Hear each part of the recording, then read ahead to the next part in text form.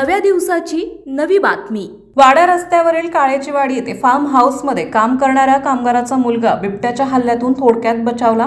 सोमवारी रात्री 8 वाजण्याच्या सुमारास हा थरारा सीसीटीव्हीत कैद झाला। वन विभागाने 22 सप्टेंबर रोजी निशानवाडी काळेवाडी हद्दीत पिंजरा लावला होता। 2 बिबटे येथे स्थानिकांना दिसल्याचे भीतीचे वातावरण आहे। पिंपरखेड गावात रोहन बोंबे या चिमुकल्याचा बिबट्याच्या हल्ल्यात मृत्यू झाल्याची घटना ताजी असताना खेड तालुक्यातील काळेचीवाडी येथे हा प्रकार समोर आला। बाळासाहेब पाचारणे यांच्या फार्म हाऊसवर 40गाव येथील 2 कुटुंबे वास्तव्यास आहेत।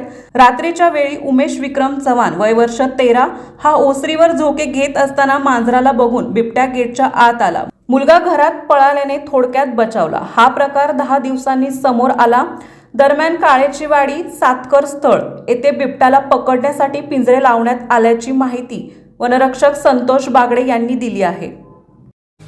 आपल्या परिसरातील महत्त्वाच्या बातम्या पाहण्यासाठी आजच नवप्रभात न्यूज चॅनलला YouTube वर सबस्क्राइब करा आणि बेल आयकॉन प्रेस करा।